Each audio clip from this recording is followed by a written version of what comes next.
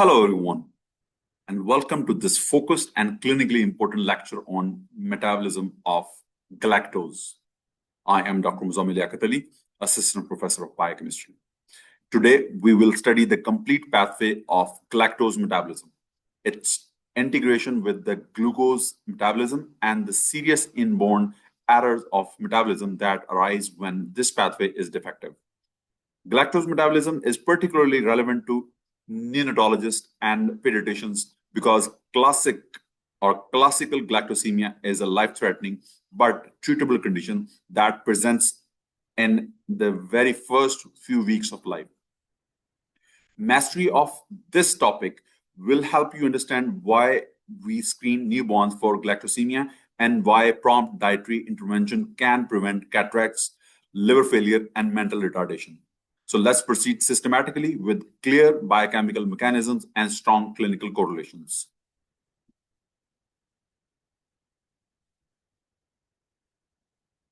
So let's talk about the sources of galactose. Galactose is not a free sugar in most diets. Its principal dietary source is lactose present in milk and milk products.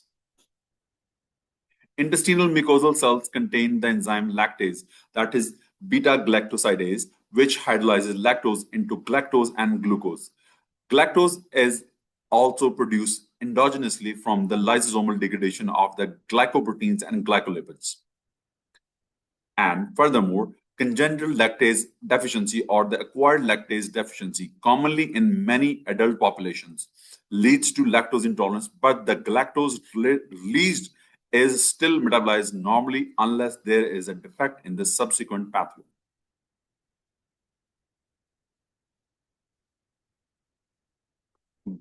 Galactose is metabolized almost exclusively in the liver. This is why the galactose tolerance test was historically used to assess the hepatic functional capacity.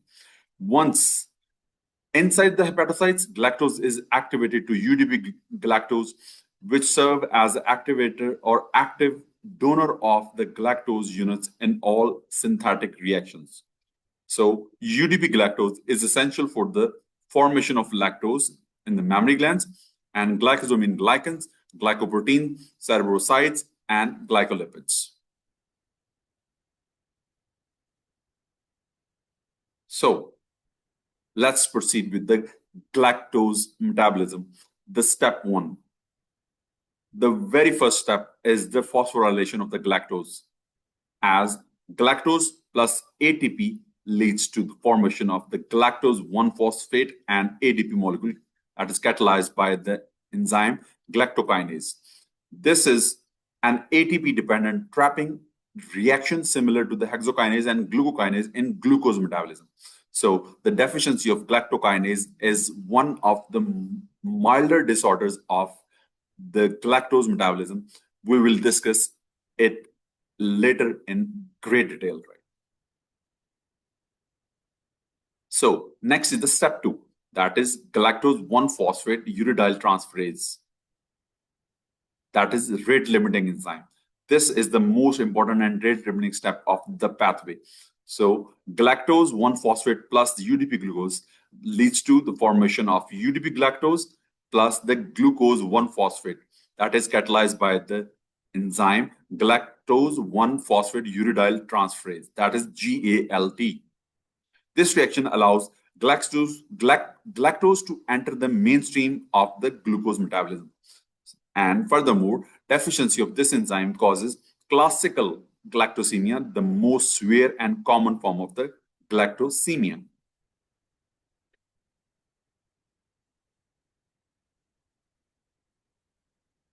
UDP-Galactose, the active form.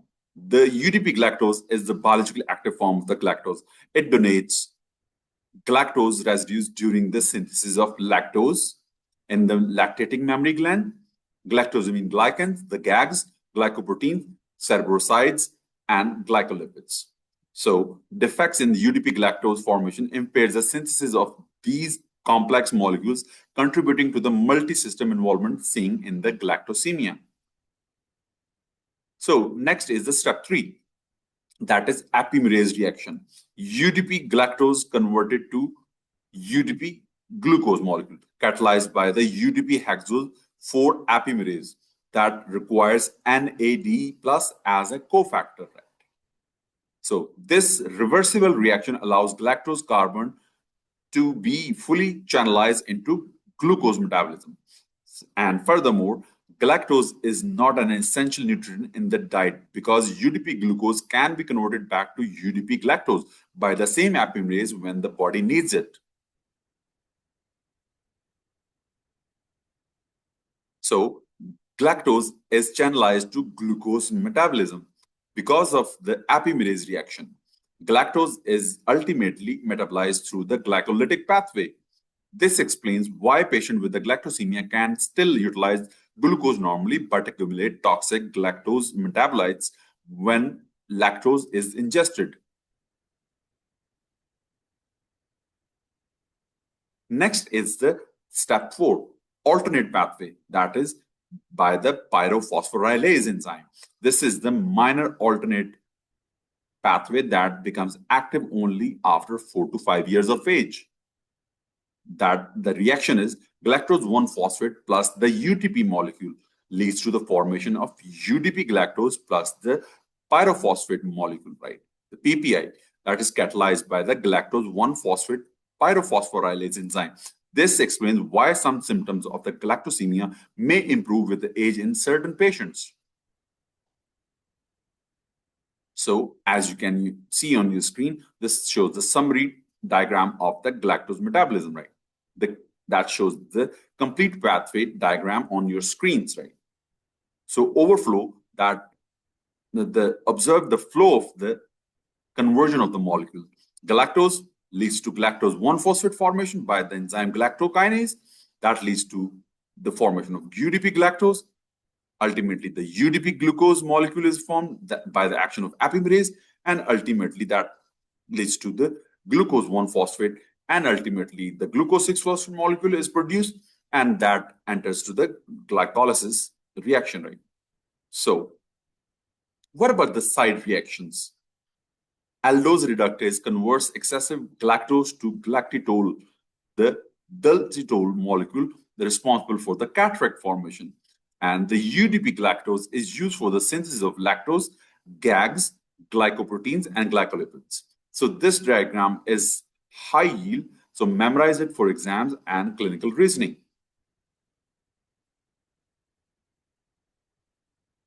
As you can see on your screen, that the illustration shows the flow sheet shows the conversion of the molecule from the galactose molecule to the ultimately the formation of the glucose molecule or the glucose 6-phosphate molecule that enters into the glycolytic pathway.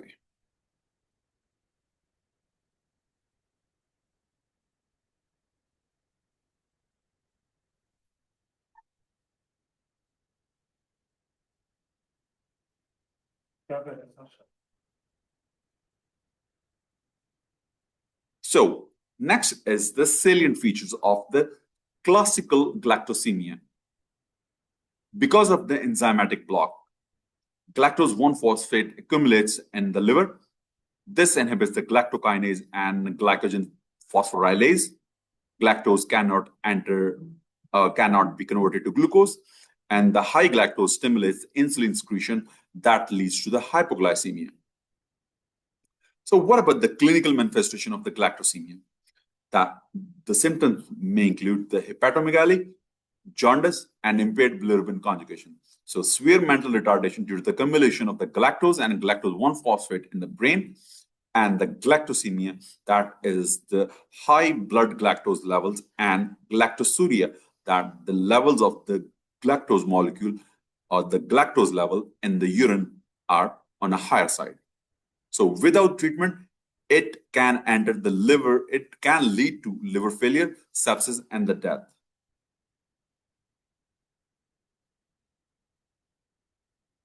So what about the development of the cataract in galactosemia? A hallmark complication. Excess galactose in the lens is reduced by the aldose reductase to galactitol formation. So galactitol cannot diffuse out of the lens cells. So that leads to the osmotic swelling, and that leads to the damage to the lens proteins. And that is the hallmark feature, the formation of the cataracts, the oil droplet cataracts, right? So clinical pearls at this very stage are the cataracts can develop within weeks of birth if milk feeding continues. So what about the galactokinase deficiency? This is the milder disorder caused by the deficiency of galactokinase. Leads to galactosemia and galactosuria. Galactitol formation occur, and there will be no hepatic or renal complication as seen in the galactokinase deficiency. So cataracts are very rare or very mild in nature, right? So what about the treatment of the galactose metabolic disorder? So you need immediate and lifelong removal of the galactose and lactose from the diet. So soy-based formulas or lactose-free milk are the main dietary components that should be introduced, right? So early diagnosis through newborn screening is life-saving. So with strict dietary compliance, most complications, except possible long-term neurological issues, can be prevented.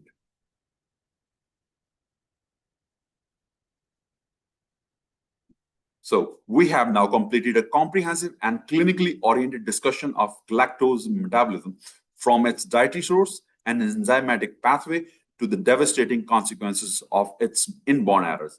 You now understand why every newborn with prolonged jaundice, hepatomegaly, and cataracts after milk feeding should raise suspicion for galactosemia, and why prompt lactose-free milk diet or lactose-free diet is critical. In next lecture, we'll study the metabolism of fructose and other minor sugars as well. So thank you very much for your attention and active participation. If this lecture helped you master galactose metabolism and its clinical disorders, please like the video, share it with your batchmates, and subscribe to the channel for the complete high-yield medical biochemistry series. Turn on the notification bell so you never miss the upcoming lecture. So drop your question, doubts, or interesting clinical questions in the comments. I read and respond to every single comment personally. Which aspect of the galactose metabolism or its disorder would you like me to explain in greater detail? So do let me know. This is Dr. Muzamil Liaqat Ali signing off. Revise the pathway diagram and enzyme deficiency daily. They are of high yield for exams, right? So stay focused, stay precise, and keep mastering medical biochemistry. See you in the next lecture. Thank you once again. Thank you very much.